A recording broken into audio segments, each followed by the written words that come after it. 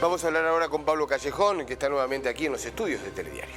Y vamos a ocuparnos de lo que tiene que ver con la renta inesperada. Había mucha expectativa para saber qué características iba a tener el proyecto. Más o menos se ratificó lo que se preveía. Lo que no había expectativa era que se iban a oponer. Es decir, que la oposición se iba a oponer antes de conocer los detalles. Bueno, una oposición que habrá que ver cómo después se define en el Congreso, porque hay dos aspectos que me parece de ayer son centrales para la discusión que viene. Uno que no está, es el hecho de que vos podías, cuando digo vos podías, un grupo muy minúsculo de empresas que han tenido ganancias extraordinarias, pero que podías evitar el impacto del impuesto en su totalidad si hacías una inversión productiva, ¿no? Sí. Con parte de esas ganancias. Bueno, ese artículo no está, por lo menos no se anunció ayer, ¿no? Habrá que ver si llega finalmente al Congreso. Y el otro elemento es que van a ser fondos coparticipables. Entonces, vos podés tener una postura política, como Juntos por el Cambio, ¿no? Del PRO fundamentalmente. Porque decía que hay distintas posiciones, ¿no? Económica, política e ideológica acá. Absolutamente, pero digo, a ver, vos tenés un Milei que es ideológica, un rechazo ideológico. Sí. Tenés un sector del PRO que también puede ser un rechazo ideológico. Y también hay un sector de Juntos por el Cambio que puede tener un rechazo político, ¿no? Que entienden que no hay que acompañar políticas de medidas que puedan impulsar el gobierno. Pero también hay que entender que es mucho dinero y que es coparticipable. Hay que ver cómo reaccionan los gobernadores, incluso los gobernadores de Juntos por el Cambio, ante la posibilidad de decir, bueno, yo no quiero esa plata que va a llegar a través, yo no la quiero, ¿no? Que quede ahí, que se la queden las empresas.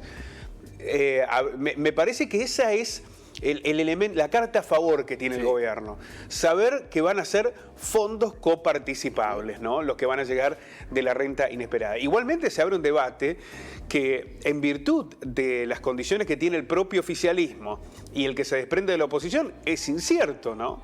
El oficialismo, uno supone que del Frente de Todos, del kirchnerismo, no habrá oposición a esta medida, ¿no? Acá va a ser homogéneo. Acá va a ser homogéneo.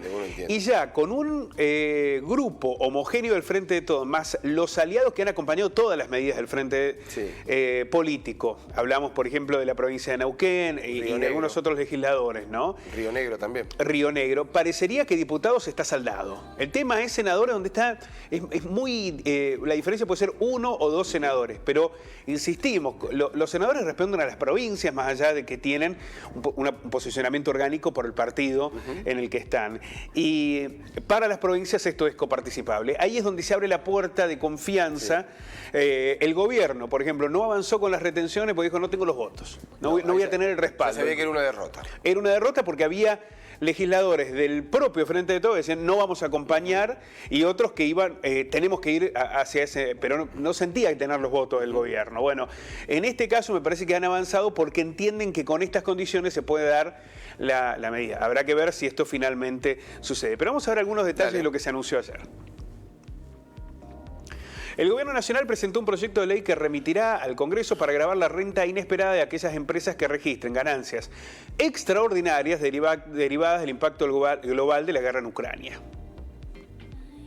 El objetivo de evitar una redistribución regresiva de los ingresos y que sea el Estado el que los reasigne. El presidente Alberto Fernández afirmó que cuando algunos ganan mucho y millones se empobrecen, eso no es una sociedad, se parece más a una estafa. Esta medida que busca dar de alguna manera una respuesta a quienes le cuestionan severamente al gobierno la desigualdad que está teniendo el modelo económico. Como algunos están ganando tanto, otros están perdiendo muchísimo, y qué políticas pueden generar. Bueno, habrá que ver si en los recursos de esta renta inesperada se mejoran también las condiciones de aquellos que están esperando un salvavidas, ¿no?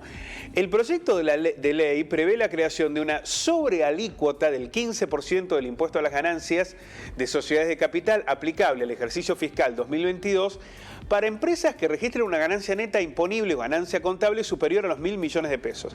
Hay que decir que en todas las encuestas aparece con un alto respaldo esta medida, ¿no? Porque no es un nuevo impuesto como se dice livianamente.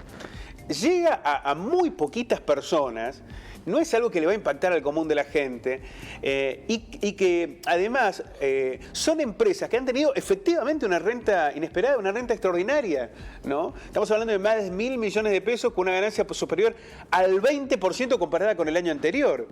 La alícuota contemplará la ganancia neta imponible que haya crecido en términos reales y que cumpla con un margen de ganancia contable de sus ingresos en 2022 superior al 10%, o un aumento del margen de ganancia en relación al 2021 de al menos el 20%. Es un grupo muy reducido de empresas que ganaron muchísimo en estos meses. Sobre su vigencia, se explicó que se aplicará a empresas que cumplan las condiciones definidas según balances finalizados luego de la sanción de la ley y durante un año. La medida, en principio, es un año, después puede ser prorrogada, ¿no? Esto va a depender, obviamente, si continúa la guerra y qué condiciones en el mundo pueden facilitar argumentar esta Claro, porque renta aquí el inesperada. condicionante es la guerra. Aquí el condicionante es la... Y ojo, que no está sucediendo solo en la Argentina. Lo contábamos ayer. El Reino Unido también ha aplicado una ley a la renta inesperada solo en los combustibles. Lo mostró Guzmán. Efectivamente. Guzmán en la ponencia de ayer lo muestra Reino Unido, Italia, que son aquellos países que también están aplicando o al menos un proyecto similar. Efectivamente. Los mismos estados, podemos sumar Alemania, Suecia y demás, que durante la pandemia también dijeron, hay empresas que están ganando una locura, hay empresas que no están pagando y le está asistiendo el Estado. Bueno, nos vamos a quedar con una parte de sus acciones, vamos a ver cómo interferimos en esa realidad. Es cuando el Estado tiene que intervenir sobre un mercado que está en una situación evidentemente distinta a por la que venía transitando. Acá no es que se están afectando empresas que por una mayor productividad ganaron. No, es un hecho extraordinario, una guerra que les ha facilitado una renta que nadie esperaba. Y es allí donde se ha enfocado esta medida. Vamos a ver más detalles. El mundo está viviendo una guerra singular que se globaliza, donde no solo hay un teatro de operaciones, sino una guerra de carácter económico que trasciende la frontera de los países en conflicto, dijo Alberto Fernández. Con un aumento de los precios internacionales por la menor oferta disponible, el jefe de Estado planteó que el conflicto genera que millones de seres humanos entren en riesgo y que muy poquitos ganen muchísimo con los efectos de esta guerra, y esa es una inmoralidad que no se puede permitir. Con estos mismos argumentos que está utilizando el presidente para impulsar este proyecto de la renta inesperada, que insistimos, tiene un alto respaldo social, uno podría encontrar argumentos para ver, bueno, se dio este paso, pero ¿cómo se dan los otros? Porque esto no va a resolver el problema de inequidad que tiene hoy profundamente la Argentina. Sí va a fortalecer al Estado en políticas públicas, pero aquí hay un problema de la desigualdad en el reparto de la torta, ¿no? Sí, claro. Es una crisis que a través de la inflación, fundamentalmente a través de la inflación, la están pagando los trabajadores, los sectores más vulnerables, están generando puestos de trabajo, pero con salarios muy bajos. Hoy no es un peso el salario. Y ese es un dilema, es un drama porque está cayendo el consumo. Ya este podría ser el tercer mes consecutivo de caída del consumo. Ese es todo un dato, Pablo. Y es una señal de alarma. ¿Te acordás que habíamos dicho? Por ahí es una foto, ¿no? Sí. Y la cosa mejora. Bueno, ya vamos rumbo al tercer mes de la pérdida del poder de consumo. Bajo consumo, sí. Efectivamente. Y esto tiene que ver con la pérdida del poder adquisitivo, con los aumentos de los combustibles, los aumentos de las tarifas, que no impactan de igual manera a todos, ¿no? En los sectores más vulnerables, en los asalariados, cuando vos le aumentás la luz, le complicás la vida. Probablemente en los sectores de mayores recursos, vos le aumentás la luz, bueno, habrá que ver cómo lo distribuyen.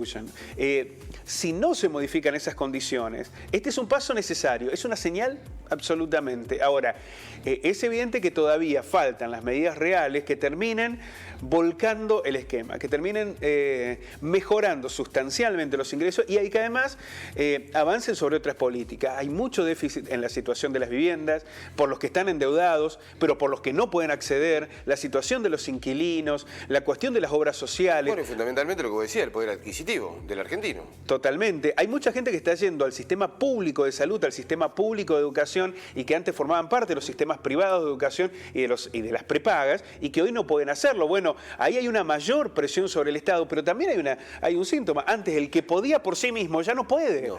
Y esto también habla de la falta de recursos y de la pérdida del poder adquisitivo. Pablo, muchísimas gracias. A ustedes. Nos estamos viendo.